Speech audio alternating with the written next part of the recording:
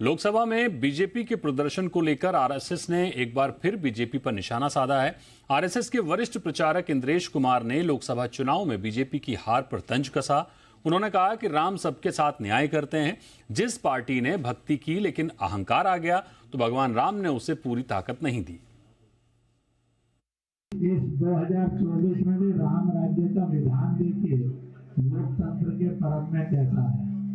जिन्होंने राम की भक्ति की पर धीरे धीरे अहंकार आ गया, उस पार्टी को सबसे बड़ी पार्टी घोषित कर दिया। पर उसका और जो पूरा उसको मत मिलना चाहिए, जो शक्ति मिलनी चाहिए, वो भगवान ने अहंकार के कारण दिया। जिन्होंने राम का विरोध किया उनमें से किसी को भी शक्ति नहीं दी, सब मिलकर भी नंबर 1 नहीं बने, नंबर 2 पर खड़े कर दिए। इससे पहले 10 जून को संघ प्रमुख मोहन भागवत ने भी बीजेपी पर तंज कसा था। उन्होंने कहा था कि जनता ने अपना मत दे दिया है, क्या हुआ और क्यों हुआ संघ इसमें नहीं पड़ता। मोहन भागवत ने कहा कि सच्चा सेवक अहंकारी नहीं होता। यही नहीं, उन्होंने मणिपुर हिंसा का भी मुद्दा उठाया। अब 1 साल से मणिपुर शांति की राह देख रहा है। उसके पहले 10 साल शांत रहा।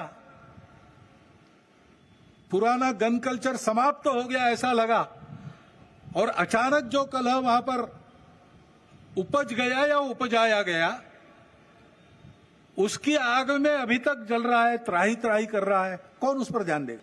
जो हुआ वो क्यों हुआ, कैसे हुआ, क्या हुआ, ये अपने देश के प्रजातांत्रिक तंत्र में प्रति 5 वर्ष होने वाली घटना है, होती है। उसके अपने नियम है, डायनेमिक्स है, उसके अनुसार होता है।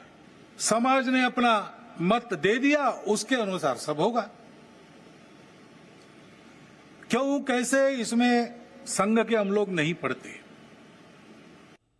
वहीं इस पूरे मामले में जहां शिवसेना उद्धव गुट के सांसद संजय राउत ने बीजेपी पर निशाना साधा, तो वहीं राम जन्मभूमि के मुख्य पुजारी सत्येंद्र दास ने बीजेपी का बचाव करते हुए कहा कि बीजेपी में अहंकार नहीं था। जहां जहां प्रभु श्री राम का वास्तव्य रहा, वो सभी पवित्र भूमि पर अहंकार का पराभव हुआ है। रावण अहंकारी था, इसलिए प्रभु श्री राम ने रावण का पराभव किया, उनका वध किया। आज वही अहंकार राम के नाम पर चल रहा था, जनता ने अहंकार को रोक दिया है, पूरी तरह से पराजित नहीं हुआ है। वो काम आरएसएस को करना पड़ेगा। अपने असफल होने का आरोप भाजपा पर लगाते हैं, उसको यह कह रहे हैं कि अभिमान हो गया है, और अभिमान नहीं हो गया है। वो अपने ढंग से जो भी करते रहे वही ठीक करते रहे।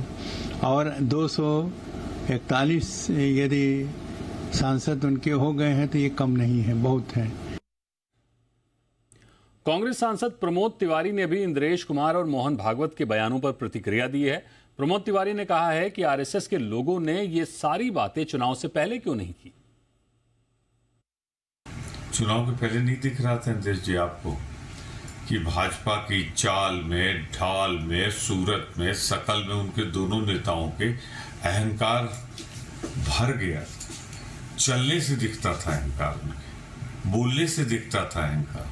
कितनी गालियां दी उन्होंने विरोध पक्ष के नेताओं को, तब तो आप खामोश है, भागीदार रहे उनके गुनाह में। जब आज उनकी सरकार नहीं बनी, चुनाव समाप्त हो गया, तब आप सर्टिफिकेट जारी कर रहे हो। अब आपके सर्टिफिकेट की कीमत क्या रहेगी? और जिनको आप अहंकारी बता रहे हो वो तो इटली घूम रहे हैं, कौन सुनेगा आपकी?